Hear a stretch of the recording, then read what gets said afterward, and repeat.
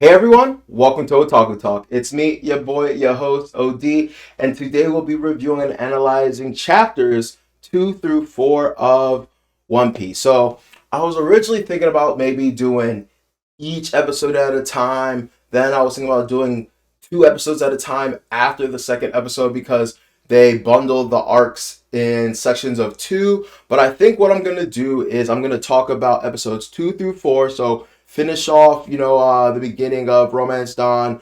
We run into Buggy, so that's Orange Town, and then we go into Syrup Town, and we have two episodes of that. And then what I think I'm going to do after that is I haven't quite made up my mind yet, but I'm pretty positive that what I want to do next is uh, just review the entire thing. I don't think I want to do what's it called, 5 and 6, and then 7 and 8. I think I'm just gonna like lump sum them because one, don't really want to do it. Two, I've watched the series and I pretty much have an idea of what I want to talk about, things I want to address, and I think it's just better if I put them all into like a cumulative review. Speaking of which, another some video ideas that I'm thinking about doing are I have a number of friends that have never even like seen the anime before, read the manga before, and that are going to watch this live action. So I'm thinking about doing a couple things. I want to do like a little like interview thing, and so it's gonna be like debate, discussion, blah blah blah, with non One Piece fans watching the live action for the first time. And I'm not sure if I want to make it strictly people that don't watch anime and manga in general or just people that have not watched One Piece. I think it's just going to be people that just have not watched One Piece to make my life easier. So just see how they think of it about it as their first, dive into the series. I'm also thinking about doing a follow-up video after that and asking people that have, gotten significantly far in One Piece how they feel about the live action. So I want to say people that are at least at the time skip, at least maybe like Wano. Okay, yeah, like people that are at least at Wano in the anime at least. So we'll do that. So though, stay tuned. Really hope that I can do that. Really excited for that project. But yeah, without much further ado, let's get into this review.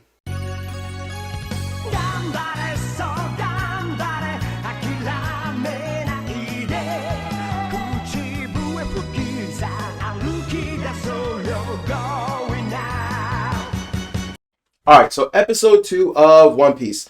This was a fairly good one. Once again, they made a lot of creative decisions. Some I liked, some I was kind of against, some I didn't like, but I understood. Okay, so we start off this episode, and it's Luffy, Zoro, and Nami, and they find a bucket. Everyone who's read the manga or watched the anime knows what's happening next.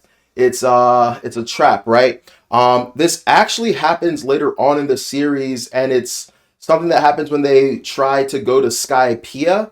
But I guess they decided to use what happened then instead here, which makes me wonder what they're going to do for Skypiea, but that's so far in the future. I guess they're not worried about it now.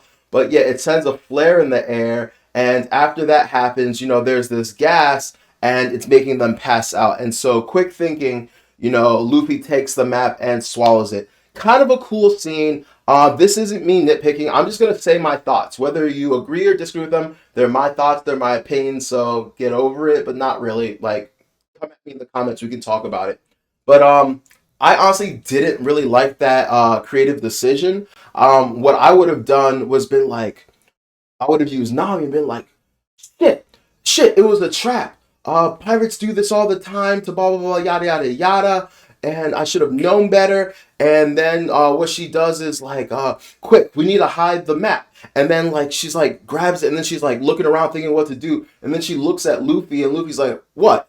And then she just takes it and like shoves it down his throat. That would be hilarious. That would be a lot more in line with the Nami that we know and love. Even though, don't get me wrong, I think Emily Rudd is doing a phenomenal job as Nami, but I think that would have just, added the icing on the cake because, I don't think they're going to do that whole thing where Nami's always hitting him and shit. I think it's going to be more verbal jousting, more like verbal insults, like, oh my God, you idiot, blah, blah, blah, type shit. And like, I think that would have been a really funny moment for the Nami is scary. Like, to like the likes of Usopp, Sanji, and like Luffy, Nami is terrifying, and that would be just one of those moments that you could kind of like make a parallel between the live action Nami and the anime and manga Nami, right?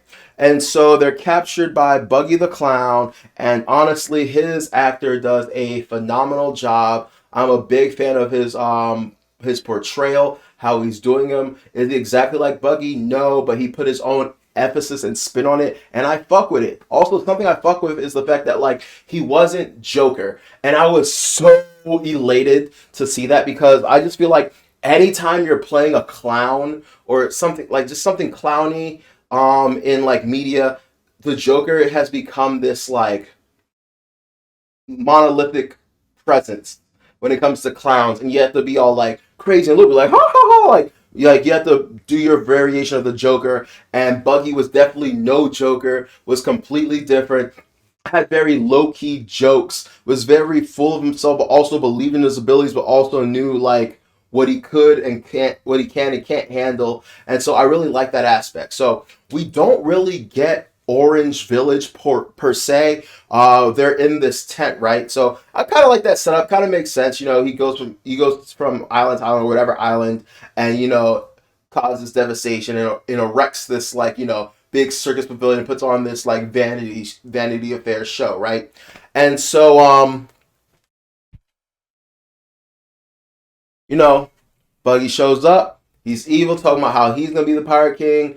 He's putting on a show. There's all these villagers that are tied up. We're not gonna get Choo Choo, unfortunately. That's a great little story beat, great little mini story that really tug your heartstrings, but we don't have time. It's an 8 episode season, so we got to keep it pushing. So Choo Choo got cut. Moji and the Lion Tamer got cut. I saw Moji. I swear. I swear I saw Moji, but he has no relevance in the entirety of the episode. So there you go. And we don't really have a fight with Kabaji. I was really excited to see if they were gonna have his unicycle fight. I know that it seems impractical and silly, but this is One Piece, and like as much as I like what they're doing with it, like it is allowed to be a little bit campy.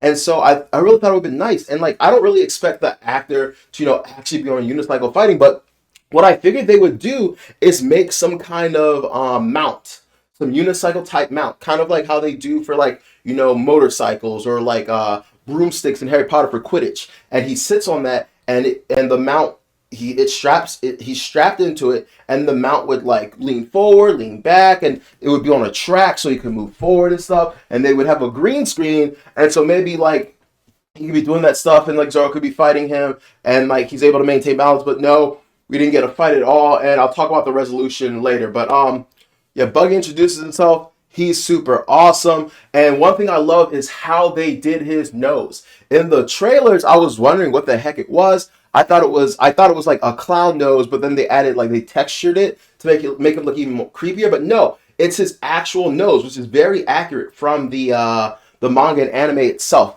Buggy's nose is actually like that, and that's why he's very self-conscious about it. That's why when you talk about it, like he has issues. And so once again, I know I'm gonna keep beating this dead horse because it's the truth.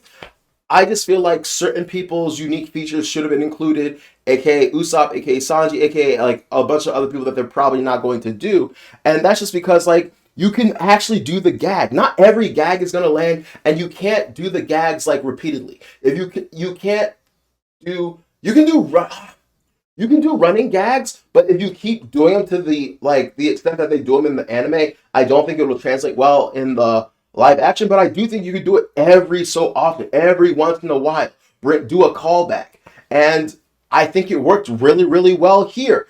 Luffy says the thing about his nose. Buggy's like, "What'd you say about my nose?" Now, it's not as funny in English, and at first I was like, but I died laughing when later on he was about to say it was right under my, and he's about to say nose, and he's like, no! He's like, it's in my head now. That was fucking hilarious. That was great writing. That was great, what's it called? Is it physical comedy? I don't know, but like, it worked. It worked extremely well, and if we could be clever and creative with our writing like that, I don't see why we couldn't do more things like that in the show, why we can't have people with prosthetic body parts and whatnot, and do it well. Buggy's nose was done well.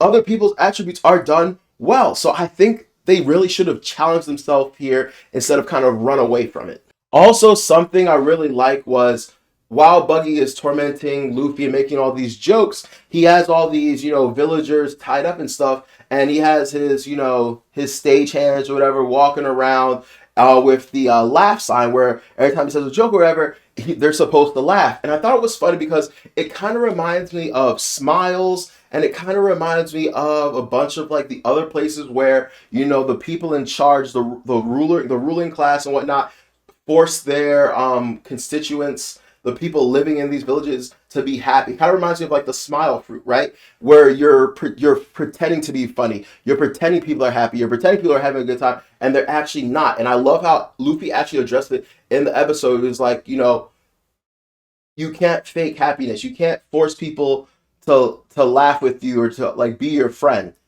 and which is kind of like what Buggy is trying to do. He's not really funny. He's not really a good guy. So the only time he can get people, he's not really talented. So the only time he can get people to like applause for him or, cheer him on is by forcing them. And, that's not the right way to do it. And I like how Oda is like this early on kind of going into that element of you can't force fake happiness and joy. And I fucks with it.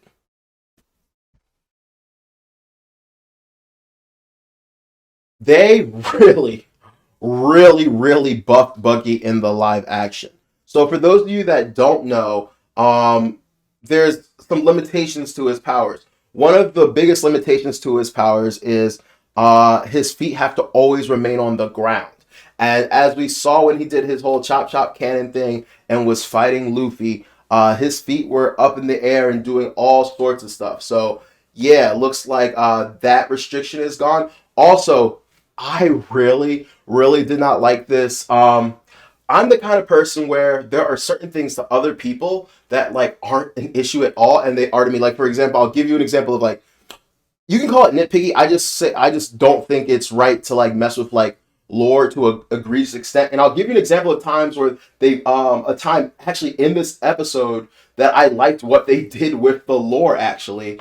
But basically Luffy goes to punch Buggy, and Buggy ejects like a punch-sized hole out of his body. And I was like, Buggy can't do that. The moment I saw it, I was like, Buggy can't do that. Buggy can't do that. Buggy can only like split. He can only be like slice and split. He can't do like circular like holes. There's like a whole nother devil fruit called, I think, like the berry fruit that like lets the user like break up into like balls and stuff. This was more of like a cylinder, but still, I digress. Like, Buggy can't do that. So the fact that he was like immune to not only like slash damage but like blunt force damage now is kind of crazy to me. That's like super crazy to me, and I'm just confused because it feels like unnecessary, right? It feels like, why do that instead of just having him split and like Luffy's punch go in between them, right? So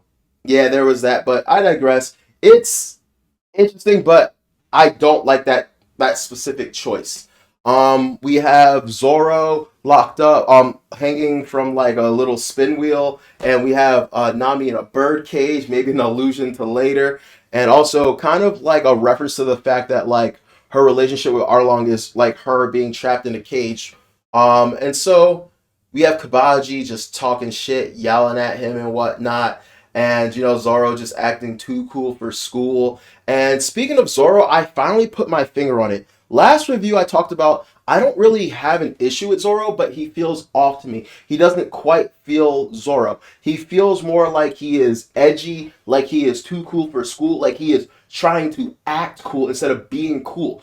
Zoro isn't trying to act cool. He's not putting on airs. He is just that dude. He's that dude. He's stoicism personified, right? And I just, with these like quippy lines and this like blah blah blah attitude, I was like, it's so off to me. And I just thought to myself today, I was like, you know who he reminds me of? Sasuke. Like, if I were to portray Sasuke, I would portray Sasuke the way that Zoro is being portrayed now, because like that's the kind of cavalier, whatever, I'm better than you attitude type deal, right? So that's my opinion, but like I'm getting more Sasuke than Zoro. Is his Zoro bad? No, but it's not quite at the level of like I really like oh no, like that's Zoro. And like maybe I'm being a little bit critical because like Zoro's one of my favorite characters. Like my top three characters in the series are Luffy, Zoro, and Law. Call me what you will, basic, but like it's true, and I love them all, each for individual reasons. So like I said, was really disappointed. We didn't really get a fight. Kabaji was talking shit, talked about how Zoro killed his brother as a bounty hunter, chased him everywhere. He was like a demon. So we're getting some more background behind Zoro's name and stuff like that. And he just Zoro just keeps him talking while he's throwing knives at him. One of the knives gets too close to his what's it called roped up hand, and he uses it to loosen himself and free himself. Nami, she keeps four pickpockets on her, and they didn't take lock picks. Sorry, she has four lock picks on her, but they only took three, so she still has one. She's able to pick the lock, and so so while Kabaji is talking shit and messing with Zoro, he's like, "Don't look behind you." Nami kicks into him, and then Zoro chokes him out, and that's pretty much the fight, which is kind of another complaint I have. It was cool, it was funny, but I was like, damn, we're really not gonna get fights like that. Like I was kind of excited for like Moji and Richie the lion, right? And like to see a lion on screen and see how they handle that. No, I was really excited to see Kabaji ride his unicycle. No, we don't get that. I was really excited to see Luffy kick Buggy in the balls. We didn't get that. So it's just it's still a good show, but its limitations are repeatedly showing itself, if you get what I mean. Another issue that I've been having so far is the fact that like Kobe's story has become so important and like integral to the plot. Like we're getting side by side, and I get what the story runners are trying to do. I think they're trying to do this parallel ascension. Luffy in as a pirate, Kobe as a marine, and I think that's super cool. When they first did it, it was cool, but then every episode when I started seeing Kobe more and more and more, I was like, hey yo, why is there so much Kobe in this show? Like no, this ain't it.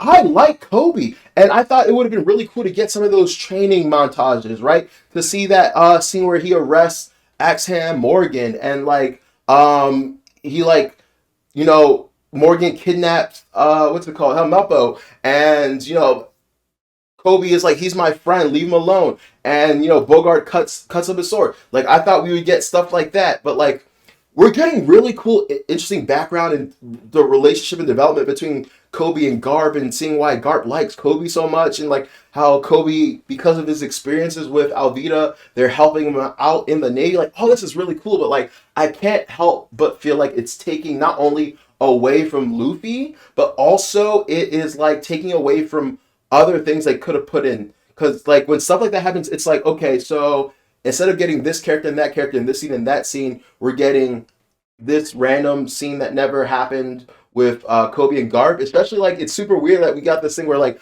Garp is chasing Luffy everywhere, and like this didn't happen so soon in the series, and also Garp wasn't this like anal about capturing Luffy. So it's a little bit upsetting, off-putting, but like nothing ruinous. Like I was saying, also there are some creative decisions that I thought were super cool. So they decided to modernize and make some changes because once again, One Piece came out in the 90s. So a lot of the technology that we have today didn't exist then. So like Oda really couldn't have put it in. So like for example, the portable Denden Mushi that were on watches, instead of seeing that, we're getting Bluetooth Denden Mushi. And I think that's super cool because, we found out at the end that, Nami is actually a traitor and, betraying like Luffy. And so she's hidden in the ship a bunch of like, I think like money and maps and a bunch of her belongings. And in it is like a Denden Mushi, and it has like a shell like this and just like a small snail, and she puts it in her ear. First of all,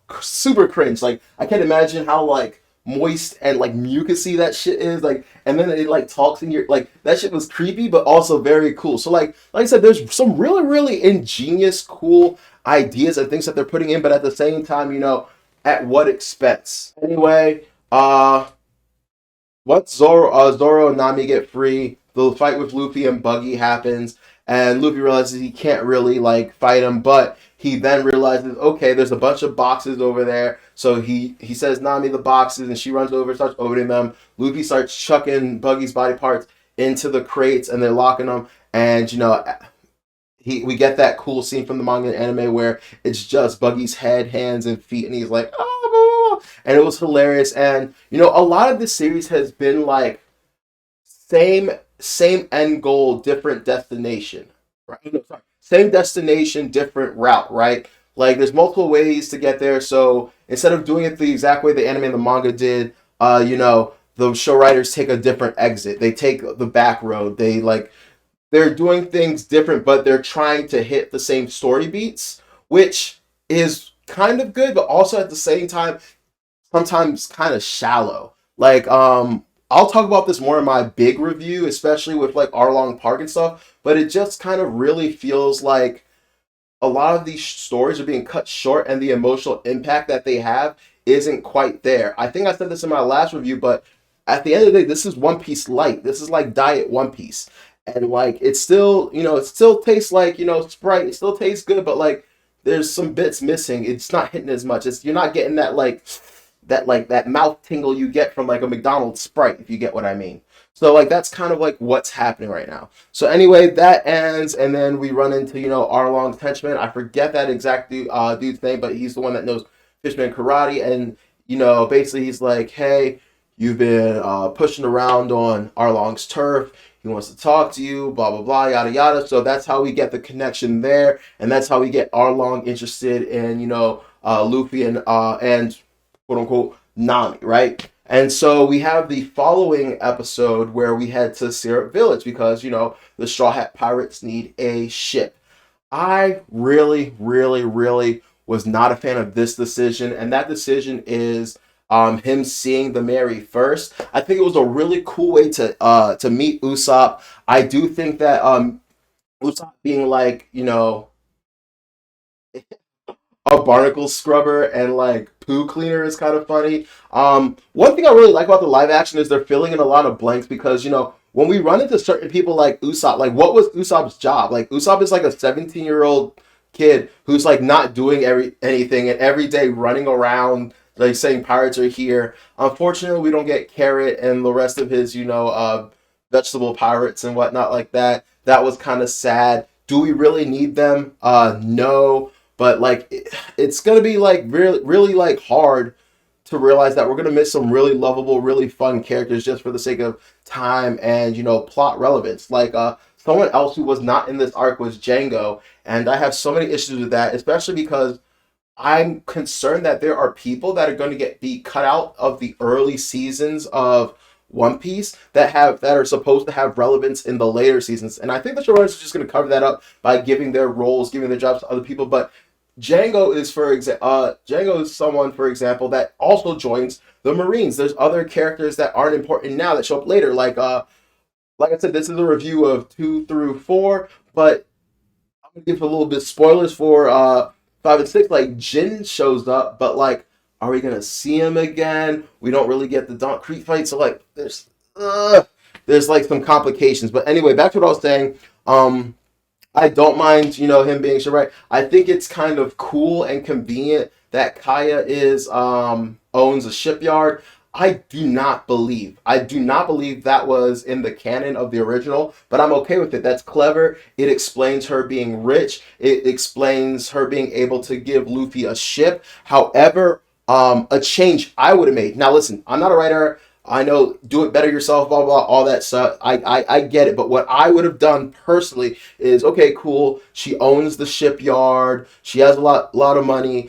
First of all, Luffy doesn't see the Mary. He sees a completely different ship. He sees a giant ship, the best ship that like money can buy. And he's like, I want this one, right? And it's just the best ship. And like, maybe I would have had like a salesman there showing him around like, oh yeah, it's got like 20 bathrooms, it's got this, that, the other, yah, blah, blah. This is like, if this is the ship for this bad boy can survive so many battles, like that type of stuff, right? And Luffy's told the price, he can't afford it. Usopp's like, hey, I know the owner, let me talk to her. And then we have that situation where he goes, meets Kaya, all that interacts. And then at the end of the episode, what should have happened was she was like, I have a ship for you. And it's like, is it the big one? No. Unfortunately, all the ships in our shipyard are, are consigned, right? Basically, like someone's already paid for them, like they're made to order, blah blah blah, yada yada.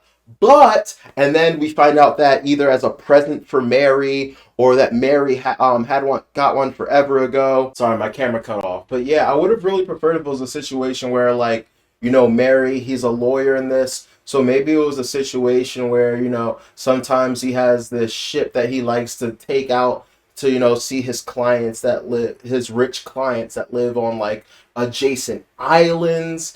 Maybe he likes to go on vacations with it. Maybe he was set to retire soon, and this was either a present that she was going to surprise him with for his retirement, or a boat that he was building for his retirement. Blah blah blah. Because in the anime and the manga, it was just a random boat that he was just working on as a side project. Completely random. The shipyard thing makes a lot more sense, but yeah, you get my point. I kind of wish that was the thing, but once again, just another difference of opinion. Not necessarily bad, but I think it could have been done better this way. So anyway, we meet Usopp. We see him as a child, and yo, they did my boy. They did my boy, this child actor, so dirty with like Usopp's fit. He had like these weird clothes that did not fit right, pants like too high. It was hilarious, but it was cute. We really don't see much. We have that one scene with his mom that was really really sad. But I just gotta say this, out of like everyone so far, Usopp is killing his character. The actor that plays him really, really understood the assignment. As someone that's watched the entire series, I think he is number one for like embodiment of their character, acting like him. My favorite thing, honestly, my favorite thing about Usopp is he does these like mannerisms and these like smiles that are like really, really similar to anime Usopp, and it's crazy because normally when you try to mimic anime things like Ed from Cowboy Bebop, it comes across like too much cheesy, not good, but it actually worked well for him, and it was a testament to him. We get a little bit of feats from him, like him and Luffy are chilling. He takes a popcorn kernel, shoots it off a bunch of pots and pans, and it lands in some like it lands in the butter pan that he's like he has the butter going in, right? Speaking of characters, by the way, I gotta quickly segue. I forgot to mention that the episode 2 also involved like Shanks flashbacks, because Buggy was talking shit about like the Straw Hat. I knew someone like that, blah blah blah, and talks about being on a crew with him. And yo, I'm gonna be real with you. Ben Beckman is not it. Ben Beckman is not it. I know before I said that I said that like Shanks looked off for me. At least Shanks is like somewhat Shanksish. Like, I don't know what their goal was. Actually, I do. I think they just wanted to make a more realistic pirate. But I'm like, no, don't do that. Just, why do people do this? Just make the characters the way the characters look. It's not difficult. Just make the characters how they look. Bro, like, this is like much weirder than like,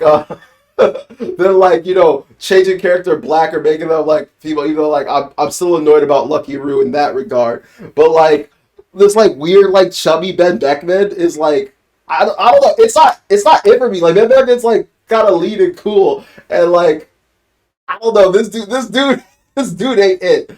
But, I digress. I just had to mention that. Also, by the way, I said something in my last review about not seeing when Shanks got his arm bitten off. I, like, rewatched it. I saw it. It's just, I missed it happened so fast, but I saw that too. But anyway, back to the story. So, Clahodor looks amazing. I think the actor did a phenomenal job. I will say though, the action and fight scenes with him are so garbage and mid. They so garbage and mid. Sorry, not the fight scenes themselves, but like the one part where he uses his speed. I absolutely hate it because he doesn't use it in combat. He does this thing where he's like, I'm fast, moves, I'm fast, moves, and stays there for like a long time. I'm fast, moves, and then like shows up and then cuts you. And I was no, like I think what would have been better is if you do a thing where he's like, choof, choof, choof, and then he's like next to you, like he's far away, and he's like, choof, choof, choof, getting closer, and then slashes you, or like he's about to slash you from the front, and you're like, you're about to fight, and then he like ends up behind you, and like slight, that would have been so much cooler to me than like with Mary, where he's like just doing this like it's like Friday or Jason thing where he's like over here, over here, over here, dead. I think it would have been. I think it would have been better if like Mary tried to run and like he blocked that direction. Mary tried to run somewhere else. He blocked that direction. He was just moving fast for no reason, and that made no sense to me. Similarly when he was fighting Luffy, when he was like hiding behind pillars, I was like, why are you hiding behind pillars? Fight this man. So that was weird to me. We had Sham and I forget the other dude. Sham and the other. The only reason I remember Sham is because I looked them up because I was like, Sham's not a girl, and another sex lift. Never gonna get off that high horse. Portray the characters as they're portrayed in the media. For the love of God, please. I get the whole representation debate, but either do the minority characters that do exist super justice, or like create a series where you can put your minority characters in. Stop just subverting them and superimposing them on existing characters and content. It's fucked up. People don't think it's fucked up. They think it's like a greater good kind of thing. Like, we got a shoehorn. I don't buy it. Also, it's like it's black people and women that are predominantly the ones that this is done with. I haven't really seen characters that have been race lifted with like Asians or Indians and stuff like that. So like it's just something to think about. But really sad. Like I said, no Django. We don't really get like a lot of fights. I was really disappointed because I felt like Usopp didn't really get to do shit in his own arc. Like every arc, Usopp is a coward, but he has moments where he steps up or he takes a licking. Like there's a part where he is like getting his ass whooped by Kuro because he's trying to protect Kaya. And in that moment, he's being brave because in that moment, it's about protecting his friend. It's about protecting Kaya. And he's just kind of like he doesn't do anything. He goes through the entire thing uninjured. Yeah, there was that moment where Kuro was chasing them around and stabbing in like the like cabinets and stuff, but like he relatively wasn't like didn't get injured, and then it's just not satisfying at the end where he's just like, yeah, I'm gonna join the crew after not really doing anything or like being involved. So it just felt lackluster to me, and that kind of happens like repeatedly. What else? I love the scene where they put where Sham and the other person throw Zoro in the well. I originally thought, like, I'm still thinking anime brain. I thought he was gonna like sword twister the well, break it, and then just jump out. But we're playing around with like the level of strength of these humans and their capabilities and stuff. So he can't quite do that. So he's stuck in the well. He has to try to get out, and it's like a bitch to get out. The handholds are really difficult. And so he's like trying and failing. And then we get an amazing flashback to him back when he was training at the dojo with Kawina.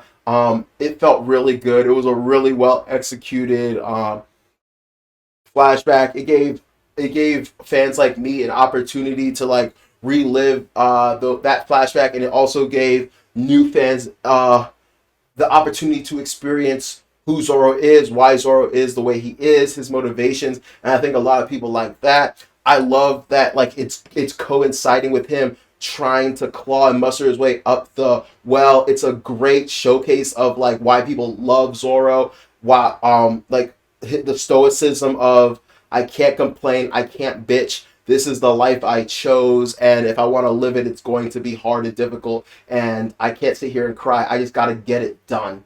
And I think so many people can like relate to that kind of mentality and attitude. And like the only thing I would change, if I could change anything, was like the moment the moment Zoro gets out the well, there's someone there for him to fight. And the only reason I want that is because it would parallel how in the manga and anime, like literally Zoro rarely ever gets to fight at full strength, like at full health. Usually he's injured from something, hurt from something, just did something very strenuous, and someone is getting the jump on him. And I think it would have worked out really, really well if the moment he climbs out of that well, there's someone for him to fight, and like he doesn't get the privilege of bitching or complaining or being like feeling bad for himself. He just gotta pull out them swords and like go ham. I think that would have been cool, but it wasn't that big a deal. And he does get his fight with the two cats later, so it does happen. What else do I want to talk about? Oh, so one scene that I thought was hilarious is we get to learn a bit about Kaya, and we also get to learn a bit about Nami. And Nami is like going through their house, ransacking everything. And she goes into Kaya's room, doesn't know it's Kaya's room. Kaya cuts on the light. She's like, "Hey, what's up?" Nami tries to lie and say, "I was looking for the bathroom." Kaya's like with a pillowcase, and then Nami moves it, and you can hear all the shit she stole. Kaya realizes what's going on, and Kaya, in my opinion, is super fucking cool with it. Kaya doesn't care, and I thought it was super hilarious because throughout the entirety of this episode, Nami has been bitching and talking shit, and we get this impression that she hates the rich people that are well off, because we get the impression that she's had to struggle, and she hates the idea that like there are people out there that have had it easy, that don't have to struggle, that don't have a care in the world. Meanwhile, like you find out about her struggles, and you're like, damn. And so like Kaya, out of like the goodness of her heart, is like, yeah, it's cool, it's whatever. What's the point of being rich if you can't help like the less fortunate? Now I know that sounds like kind of fucked up, but like she didn't mean it in a bad way, and she didn't even say it like that. But Nami gets like super like indignant and like aggressive and like angry about it. And she's like, no, she's just like, it's just like, I want to share it with my friends. And she's like, you're not my friend. And I was like, damn. I'm like, hey, yo, you are robbing this woman. You are robbing this woman. Can you just, and she's letting you. Can you just let her, like, let you rob her? Like, how are you being a bitch while committing a crime to someone? Like, I just, like, it cracked me up. This isn't a complaint, by the way. I thought it was hilarious. I thought it was funny. I really like that scene because, like, although it cracked me up, I thought it was good. But yeah, that was a good scene. We have the scene with Luffy sneaking into the kitchen and eating all the poisonous food that was meant for Kaya. That was funny, and I think that hopefully we'll get a callback later when he gets poisoned again. And I think it's going to be the showrunner's way of showing that Luffy is super resilient. He can do things like eat poison and survive somehow. And also maybe it's going to help him build a tolerance for later. We get a scene with Kobe and the Marines again. For some reason, this cadet is getting a lot of action and getting to lead a bunch of other Marine either cadets or whatever. But like, yeah, Kobe has a long leash or whatever, and we get this really amazing scene where like Usopp is breaking down like, why won't anyone believe me after like letting people know about Kuro being here. I love the fact that like they kind of made a whole thing where Kamepo's dad, Axehand Morgan, actually took in Kuro, so like that adds to the disbelief of like, now I definitely know you're lying. My dad locked him up like himself, so like what are you getting? Like you're definitely a liar. And just like Kobe being compassionate, being like, no, I believe you, even though the delivery of his line is super corny. Speaking of Kobe, love the actor, love how he looks. I do think that hopefully during the course of this series, he works on his acting chops a little bit more, because he does kind of have like the same face every time you see him. It's just kind of just like, just like this weird face. I'm like, yo, do more, have more expressions, have more mannerisms. It's kind of reminds me of like the Zoro thing, where Zoro is just like so dead set on being like edgy, down, cool. Like there's more to the character than that. Like trust me, you can portray more. But that was really touching scene, and when he's investigating Kalhador, aka Kuro, and they won't let him in, and then they give him Luffy instead. So there's a lot of really, really cool things going on. There was that Go match between Garp and Kobe. That was also really interesting. So once again, it's a bittersweet love-hate relationship with the inclusion of these like Marine Kobe Garp like subplots. But like it doesn't really hurt much, but it doesn't help either. It's a tangential thing, if you will. What else did I like? There's something. Oh, another thing I really like is the fact that, and I always thought this the whole time. It wasn't until I went back and checked and found out it wasn't the case. So Kaya in the anime and manga had the dumbest reason for being sick. Basically, she worried herself to sickness. I was gonna say worried herself to death. She didn't die, but she worried herself to sickness. She was never sick. She just worried herself. That was absolutely dumb. Sorry, Oda, I love you, but that was like weak. I'm glad that it was more. It was, oh, she got sick because the tea she's been drinking is either poisoned or messed with, so it's been keeping her weak and lethargic. That makes so much more sense. That's honestly what I thought the whole time, because I was like, wait, what was Kaya sick from again? And I went back and read it. I was like, she was just sad. That's like it. Like you I mean, there is in real life psychosomatic like illnesses, but like I'm really glad that it was like, no, Kuro was poisoning her, Kuro killed her parents type shit. Even though I'm not sure if she's aware of that, but yeah, I'm glad they went that direction. But yeah, um, good episodes, finished off really good, acting really good. Costume designs are interesting. I'm gonna talk about that later in later reviews, but episodes 2 through 4 were good. Like I said, there are a lot of things that I wish I could have seen, a lot of things I wish they included, some things that I don't know if they necessarily should have included. But overall, once again, it's still an enjoyable ride. I know I call it One Piece Light, and I know I have my nitpicks, but like I was able to get through the entire thing. That's more than I can say for a lot of other live actions. And on top of that, once again, despite certain parts, I'm still smiling. I'm still enjoying myself. Even though like some parts are different, I enjoy seeing it from like a new lens at times. What else? Oh, by the way, soundtrack is banging. Soundtrack is fire. Arlong I think has my favorite theme. We'll talk about that later, but yeah, I'm gonna leave the review here for now because I'm kind of rambling and forgetting like what I wanted to talk about, what I didn't want to talk about. But overall, yeah, I still think it's a good show. Don't get carried away though. People are gonna call it a masterpiece. I don't think it's a masterpiece. I think it is exceptional and extraordinary for what it is. But I do not think it's a masterpiece. A masterpiece would be completely adapting One Piece in its quote unquote entirety to the big screen, keeping characters the same, keeping story beats the same, getting rid of as little as possible, and maintaining the purity of it. But it's by no means bad. If anyone says it's bad, they're just hating. I have a friend right now that she's kind of upset. She kind of reminds me of me in at a lot of the nitpicks she was talking about. So hopefully I can get an interview with her because I want to talk to her a lot. In the section where I have One Piece fans that watch the live action, how they feel. I have a big feeling it's going to be completely like contentious, different sides. People are going to hate it because it's not a one for one, and a lot of it's different. And there are people that are going to love it because they just love the idea of it succeeding at doing what it's supposed to do, which is garnering interest for the series and exposing the story of One Piece to people that otherwise would not watch it. Anyway, thank you guys for checking me out, for staying here. You guys are the best. I really appreciate you. This has been Otaku Talk. It's me, your boy, your host, OD. Take care. Peace. Have a great Labor Day weekend. And deuces.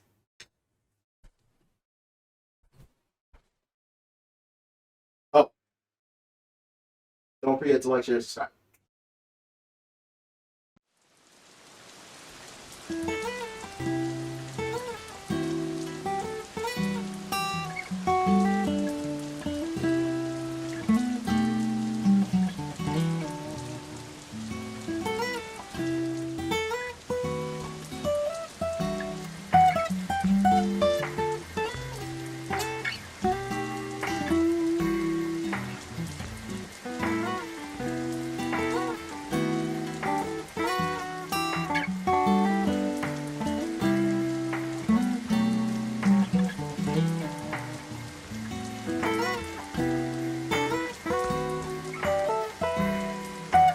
Bye.